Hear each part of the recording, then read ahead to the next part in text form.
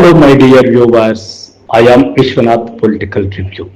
ఇప్పుడు మనము రాజకీయ నాయకులకు ప్రజల్లో ఏర్పడే ఇమేజ్ గురించి కాసేపు మాట్లాడుకుందాం.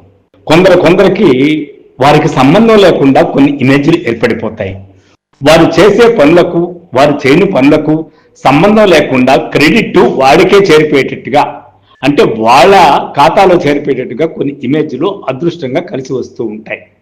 అలా మన భారత రాజకీయ నాయకుల్లో ముఖ్యంగా శ్రీమతి ఇందిరాగాంధీ గారికి అప్పట్లో రిజర్వేషన్ సంబంధించి, జాతీయకరణకు సంబంధించి బ్యాంకుల వ్యవహారం ఆమె ఖాతాలో పడిపోయినాయి. ఆ ఇమేజ్తో చాలా కాలం పాటు ఆమె రాజకీయాల్లో నడపగలిగింది. ఆ తర్వాత మండల రిజర్వేషన్కి సంబంధించి విశ్వనాథ్ ప్రతాప్ సింగ్ ఎంతగా చేయాలనుకుంటే అంతగా ఓడిపోయి భారతీయ జనతా పార్టీకి అది ఒక అయోధ్య రథయాత్ర కింద మారి అద్భుతంగా ఉపయోగపడే వ్యతిరేక భావజాలంగా రూపొందింపబడింది. అంటే ఇమేజ్ విశ్వనాథ ప్రతాప్ సింగ్ కు ఉపయోగపడకుండా అప్పుడు అటు అద్వానికి కానీ, భారతీయ జనతా పార్టీ వాజ్పేయి కానీ కాకుండా పార్టీకే ఉపయోగపడేటట్టుగా ఆ అయోధ్య రథయాత్ర ఎంతగానో సహాయపడింది. ఇలా రాజకీయ నాయకులు వారు చేసే పనులకు, వారు చేయని పనులకి వారికి సంబంధం లేకుండా కొన్ని ఇమేజ్లు ఏర్పడిపోతూ ఉంటాయి. అలా ఏర్పడింది ఇంతకుముందు మనం చెప్పినట్టుగా శ్రీమతి ఇందిరాగాంధీకి, భారతీయ జనతా పార్టీకి.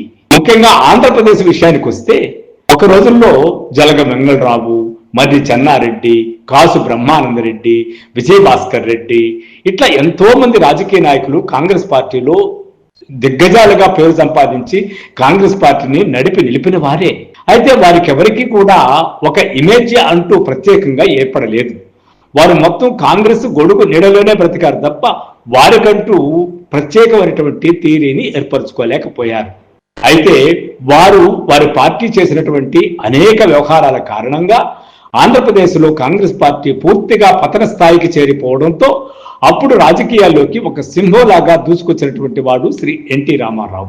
ఆయనకి ఎలాంటి ఇమేజ్ ఏర్పడింది, ఆయన ఎలా ప్రజల్లో దూసుకుపోయాడు, ఆయన ఎలాంటి పథకాలు పెట్టాడు, ప్రజల కోసం ఆయన ఎలా నిలబడ్డాడు, ఏ పరిస్థితుల్లో ఆయన రాజకీయంగా ఇబ్బడి ముబ్బడిగా పెరిగి కేంద్ర ప్రభుత్వాన్ని కూడా శాస్త్రీయ స్థాయికి ఎదిగాడో మనమందరూ ఆ చరిత్రను చూసిన వాళ్ళని.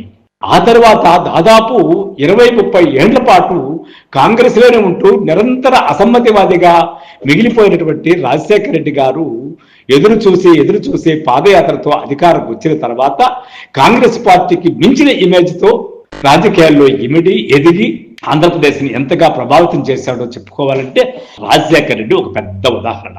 దానితో ఆయన చేసినటువంటి ఆరోగ్యశ్రీ కావచ్చు, ఫీజు రియంబర్స్మెంట్లు కావచ్చు, ఇలాంటి ఎన్నో పథకాలతో ఆయన ప్రజల్లో శాశ్వత స్థానాన్ని సంపాదించుకున్నాడు.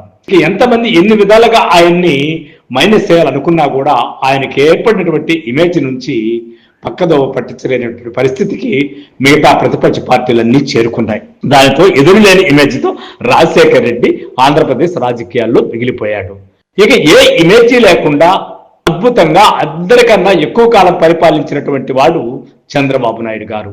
ఆయన అవకాశాన్ని వాడుకోవడము, దానికి అనుగుణంగా అధికారాన్ని, ప్రభుత్వ పద్ధతులను మార్చుకోవడము, తను నిలబడుకోవడం కోసమే రాజకీయాల్లో ఉపయోగించినటువంటి ఘనాపాటి. నిజం చెప్పాలంటే భారతదేశంలో ఏ రాజకీయ నాయకుడు లేనటువంటి ఇమేజ్ లేని రాజకీయ నాయకుడు ఎవరన్నా ఉన్నారంటే ఆయనే చంద్రబాబు. ఆయనే ఇమేజ్ని సృష్టించుకున్నాడు. అంటే హైటెక్ ముఖ్యమంత్రిను, సైబరాబాద్ ముఖ్యమంత్రిను, లేటెస్ట్ టెక్నాలజీకి నాంది పలికినటువంటి మహాపురుషుడను, ఏదో విధంగా ఎవరో ఇమేజ్ కల్పించకుండా ఆయనే స్వయంగా తన ఇమేజ్ని బిల్డ్ చేసుకున్న దానిలో నెంబర్ 1 స్థాయిలో ఉన్నటువంటి వాడు చంద్రబాబు నాయుడు గారు. ఇక జగన్మోహన్ రెడ్డి, ఆయన ఎన్నో డక్కా ముక్కలు తిని వాళ్ళ నాన్న నీడలో పెరిగి పైకి వచ్చినప్పటికీ ఆయన అనుభవ రాహిత్యంతోనో, లేకపోతే ఆయన మొండి పట్టుదలతోనో, ఆయన ఆలోచన విధానంతోనో ఆయనకి చెప్పిన మాటకు కట్టుబడి ఉంటాడనే ఇమేజీ ఉన్నప్పటికీ, ఆ థియరీని ఆయన కాపాడుకోగలిగినప్పటికీ ప్రజల్లో విజయవంతమైన రాజకీయ నాయకుడిగా ప్రస్తుతానికైతే కొనసాగలేకపోతున్నాడు. కాలము భవిష్యత్తు ఎలా నిర్ణయిస్తుందో కానీ ప్రస్తుతానికంటే ఒక విజయవంతమైన రాజకీయ నాయకుడిగా ఆయన చెప్పుకోవడానికి మన దగ్గర ఎటువంటి ఆధారాలు లేవు. ఆ 5 ఏళ్ళు ఎంత అద్భుతమైన పరిపాలన చేసినప్పటికీ మంచి కన్నా కూడా చెడ్డే ఎక్కువ మూట కట్టుకున్నాడనేదే ప్రజల అభిప్రాయం. బహుశా ప్రజల అభిప్రాయానికి రావడానికి ఎన్నో మీడియాలు కారణం కావచ్చు. ఏమైనా సరే ఆయన తను తప్పుటడుగులు వేశాడు.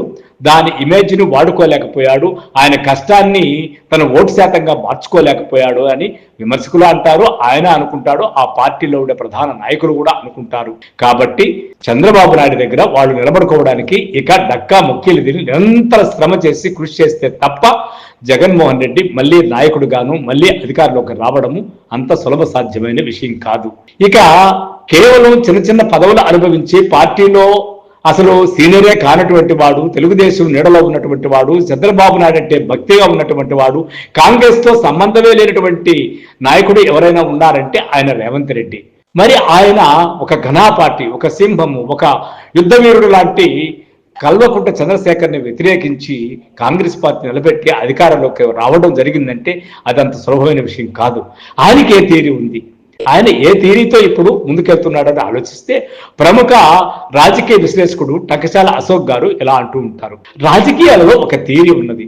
ముఖ్యంగా కొత్తగా పరిపాలన చేపట్టిన వారి కోసం ఇంగ్లీష్లో first improvisation is the best impression అన్నట్టుగానే కొత్తగా అధికారానికి వచ్చిన వారి పరిపాలన గురించి ప్రజలకు తొలి దశలో ఒక అభిప్రాయం ఏర్పడుతుంది. అది ఒకసారి ఏర్పడి స్థిరపడిపోతే ఇక తర్వాత కాలంలో మారటం అసాధ్యం.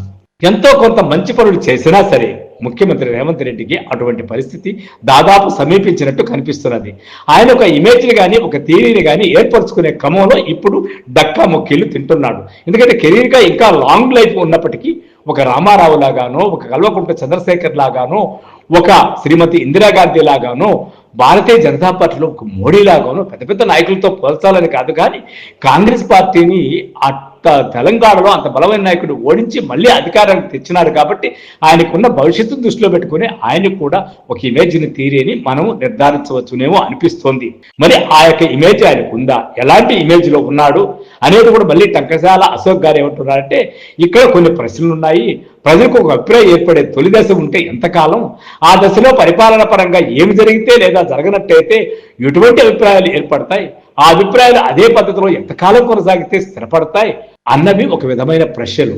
అవి ఇప్పుడు రేవంత్ రెడ్డిని వెంటాడుతున్న ప్రశ్నలు.